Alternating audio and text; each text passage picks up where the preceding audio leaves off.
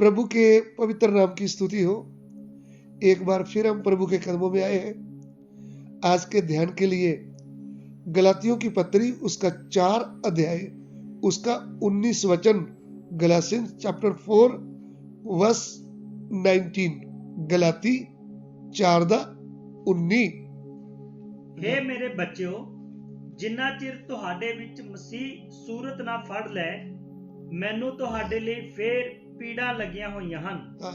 हे मेरे बालकों, जब तक तुम में मसीह का रूप ना बन जाए, तब तक मैं तुम्हारे लिए फिर जच्चा की सी पीड़ाएं सहता हूँ। यहाँ पे पौलुस प्रेरित गलातिया में रहने वाले मसीह बहन भाइयों को कहता है, हे मेरे बालकों, जब तक मसीह का रूप तुम में ना बन जाए, मुझे पीड़ाएं लगी हुई है। यानी मसीह का रूप तुम्हारे अंदर बनना है। तो मसीह का रूप कैसे बनेगा, इस बात को समझने के लिए जैसे आज से करीब 2025 साल पहले स्वर्ग से स्वर्गदूत आता है और नासरत की मरियम से बात करता है और उनको कहता है कि परमेश्वर का अनुग्रह तुझ पर हुआ है, एक पुत्र को तू जन्म देगी, वह पवित्र परमेश्वर का पुत्र होगा।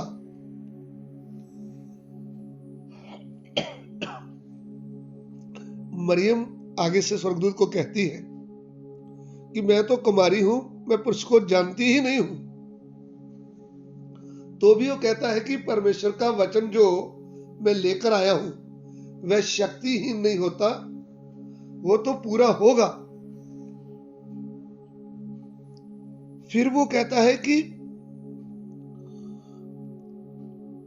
वह याकूब के घराने के ऊपर राज्य करेगा और उसका राज का कभी अंत नहीं होगा। तब मरियम उस स्वर्गदूत के संदेश को यानी परमेश्वर के पवित्र वचन को विश्वास के द्वारा अपने मन में ग्रहण करती है।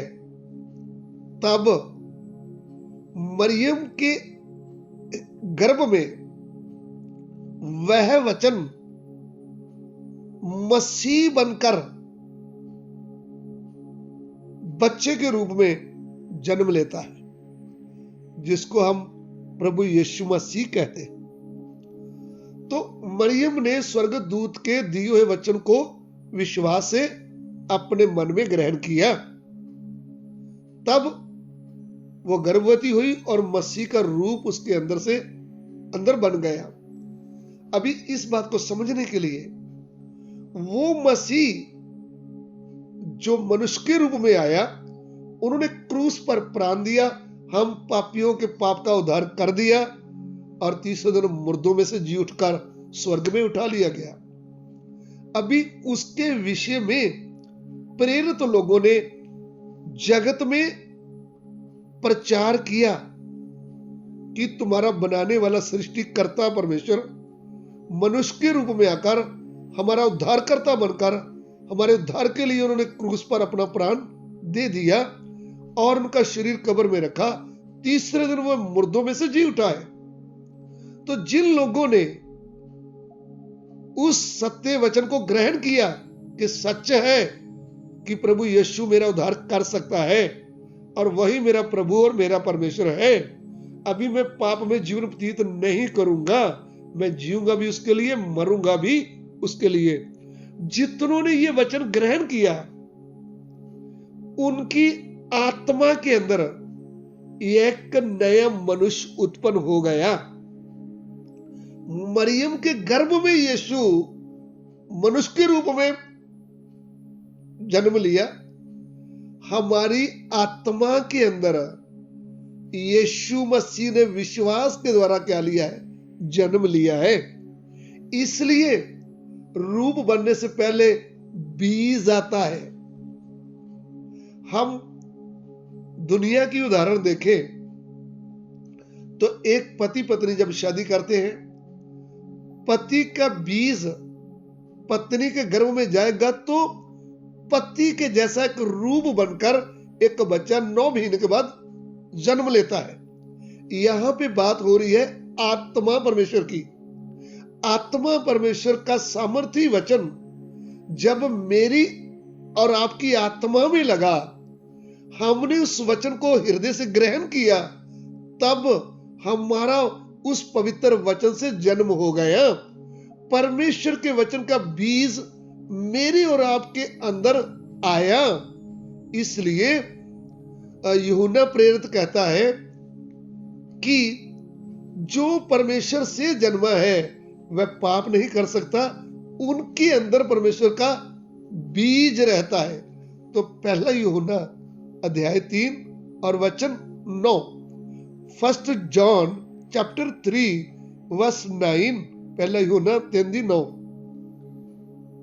हर कोई ਜਿਹੜਾ ਪਰਮੇਸ਼ਰ ਤੋਂ ਜੰਮਿਆ ਹੈ ਪਾਪ ਨਹੀਂ ਕਰਦਾ, ਕਿਉਂ ਜੋ ਉਹਦਾ ਬੀ ਉਸ ਵਿੱਚ ਰਹਿੰਦਾ ਹੈ ਅਤੇ ਉਹ ਪਾਪ ਨਹੀਂ ਕਰ ਸਕਦਾ, ਇਸ ਲਈ ਜੋ ਉਹ ਪਰਮੇਸ਼ਰ ਤੋਂ ਜੰਮਿਆ ਹੋਇਆ ਹੈ। आमीन। हिंदी में जो कोई परमेश्वर से जन्मा है वह पाप नहीं करता, हाँ, क्योंकि उसका बीज उसमें बना रहता है और वह पाप कर ही नहीं सकता, क्योंकि परमेश्वर से जन्मा है। जब आपने और मैंने इस सत्य वचन को ग्रहण कर लिया और आपके और मेरे भीतर परमेश्वर का वचन का बीज आया, तब एक नया मनुष्य उत्पन्न हो गया है। अभी जो नया मनुष्य उत्पन्न हुआ है उसके विषय में पतरस प्रेरित प्रभु की कलीसिया को कहता है। वो क्या कहता है? पहला पतरस 1 अध्याय उसका 23 वचन, 1 पीटर चैप्टर 1 वर्स 23, पहला पतरस 1:23। ਕਿਉਂ ਜੋ ਤੁਸੀਂ ਨਾਸ਼ਵਾਨ ਤੁਖਮ ਤੋਂ ਨਹੀਂ ਸਗੋਂ ਅਵਨਾਸ਼ੀ ਤੋਂ ਪਰਮੇਸ਼ਰ ਦੇ ਬਚਨ ਦੇ ਰਾਹੀਂ ਜਿਹੜਾ ਜਿਉਂਦਾ ਅਤੇ ਸਥਿਰ ਅਤੇ ਨਵੇਂ ਸਿਰਿਓਂ ਜਨਮੇ ਹੋ। क्योंकि तुमने नाशवान नहीं पर अविनाशी बीज से परमेश्वर के जीवते और सदा ठहरने वाले वचन के द्वारा नया जन्म पाया है। देखिए, पतरस प्रेरित भी कहता है कि तुमने नाशवान नहीं, अविनाशी बीज से जो सदा रहने वाला है उसके द्वारा नया जन्म पाया है। अभी जो परमेश्वर का सत्य वचन जो प्रभु यीशु के विषय में हमने सुना, हमने इस वचन को ग्रहण किया, हमारे अंदर अविनाशी बीज से जन्म हो गया और एक अविनाशी मनुष्य हमारे अंदर उत्पन्न हो गया। उसका भोजन है प्रभु का पवित्र वचन। अभी जब हमारे अंदर वो नया मनुष्य उत्पन्न हो गया वचन से, तो अभी वो बार बार वचन सुनता है, वचन पढ़ता है और वचन को ध्यान करता रहता है, और हमारे भीतर ही भीतर एक मसीह का रूप बन रहा है। हम मसीह के वचन को रोज खाते हैं, जैसे मां के गर्भ में जन्म लेने से पहले बच्चे को मां से खुराक मिलती है, ऐसा प्रभु के वचन से जो हमारे अंदर नया मनुष्य उत्पन्न हुआ है उसको वचन की खुराक मिल रही है। प्रभु की आवाज सुन रहे हैं, प्रार्थना के द्वारा वह अंदरला मनुष्य जो है वो मसीह के रूप में बन रहा है।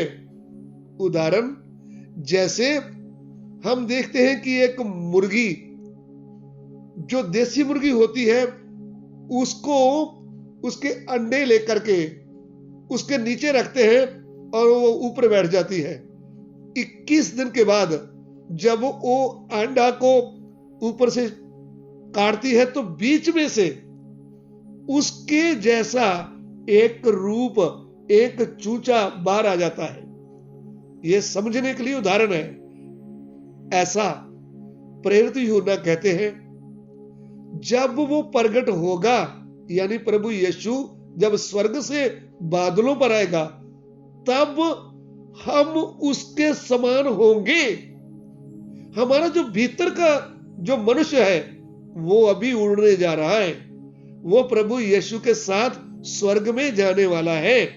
इसलिए हमारा प्रभु यीशु स्वर्ग से बादलों पर उतरने वाला है, उसके चिन्ह हम देख रहे हैं। तो क्या आप भीतर में जो आपका नया मनुष्य है वो उड़ने के लिए तैयार है?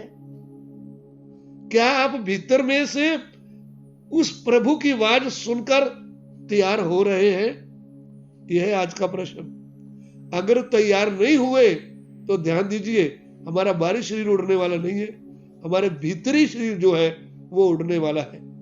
इस बात के ऊपर हम ध्यान करें। प्रभु आपको आशीष दे इस वचन के द्वारा। प्रभु दिए हुए वचन के लिए तेरा धन्यवाद।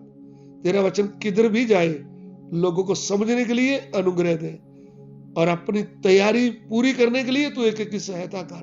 पिता मेरी बेनती को ग्रहण करे, यीशु मसीह के पवित्र नाम से मांगते हैं, आमीन।